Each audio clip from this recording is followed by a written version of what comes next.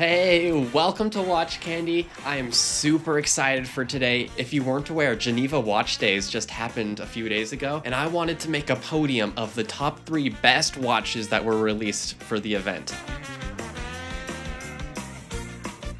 If you don't know what the event is, it's a week in Geneva where a bunch of brands come together, create an exhibition showing off new releases, and they have auctions, all types of exhibits hosted by brands and panels. It's a really cool event, and if I lived anywhere near there, I would so have gone. Let's jump right in. I'm super excited. This is the official Watch Candy podium ranking. In third place, we've got the Ming 57.04 Iris. You've probably heard of Ming by now, just because they are a very new brand that has created a lot of buzz in the industry. They're very much known for their futuristic, minimal, but not quite minimal design. But ever since their inception 8 years ago, they've created waves. They've won 2 GPHG awards, have sold over 15,000 watches. These are big achievements for a brand that is so young, and this watch is definitely one for the books. As you can see, it immediately is striking with its gorgeous concave dial and that striking iridescent, almost like an oily coloration to it. One of the most striking parts about this watch is the lugs, which are actually created out of 9 separate pieces. This watch in particular is part of their 5th generation era of design, and Ming has kind of separated their, I wouldn't say collections, but their eras of design into these 5 generations. And this 5th generation is meant to be very much inspired by Art Deco, but with a modern twist. Now, what's really cool about this watch is that it is actually a monopusher chronograph.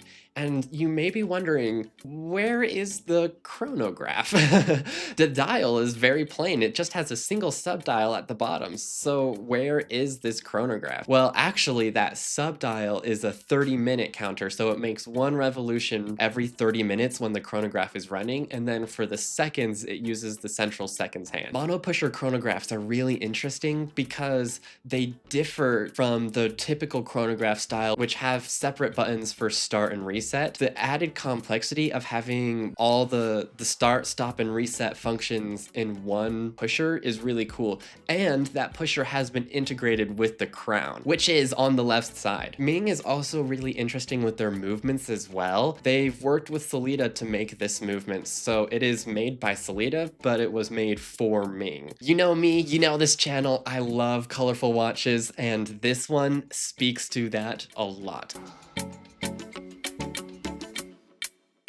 The watch getting the 2nd place medal for today is the Speak Marin Purple Hour Tourbillon. Of course, what draws me into this watch is the color, this vibrant purple. The dial is 3-dimensional and has that gorgeous purple PVD coating.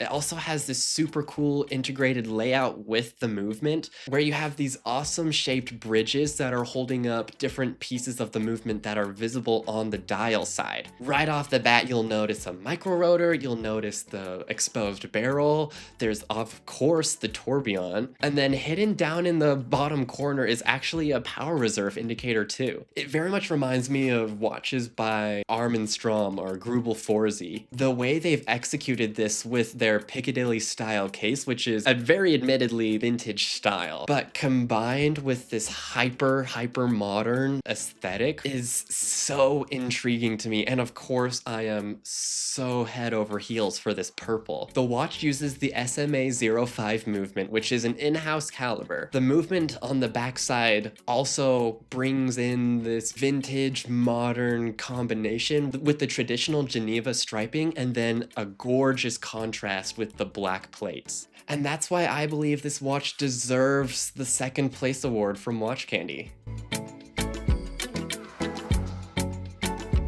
Out of all the brands, all the watches that were released for Geneva Watch Days, which one takes home the crown and will forever be heralded as the 1st place Watch Candy winner for 2025? Well, that watch is none other than the Trelope 32. Now, the watch isn't technically called 32, it's 32 in French, and since I don't speak French, and I really don't feel like butchering it at this moment, I'm just gonna call it the 32, and just pray for your guys' forgiveness. Now, of course, the first thing about this watch is the way the time reads out. Instead of using 3 different hands like a traditional watch, it uses 3 different rings that slowly rotate to display the different aspects of the time. On the outside, you've got the hours, and then you've got a little window aperture that shows the minutes, and then below that you have a little disc that displays the seconds. Every detail about this watch is so ridiculously gorgeous. And that's saying a lot from me because this watch is not colorful in any way. You've got bevel on bevel on bevel. Every facet of this case, of which there are many, is gorgeously finished to such a delicious degree. But the true star of the show with this watch is easily the movement. This is Trelope's first ever in-house caliber. It's called the X Nihilo, and I really have no idea if I'm saying that right. This movement is jaw-dropping. Like I said, it is their first in-house movement, and it is produced, finished, and assembled all in Paris. But just take a moment and admire the way they've structured the movement. You've got this central island where the entire gear train is crammed in, with the exception of the escapement. I love the minimal design of the rotor, which is made of tungsten, by the way. When this watch was released a few days ago, I could not help myself. I just sat and stared at this movement for embarrassingly long amounts of time. I could go on and on about it forever. It is absolutely amazing, and that is why I am so proud to award it first place for the Watch Candy Geneva Watch Day Awards. Let me get the award. 1 second. The first place award is this magnificent specimen of peanut butter and jelly M&Ms that I found today. So, if you would like to claim your reward, Trelope, definitely reach out. I will keep these aside for you. Not forever though, or I will eat them.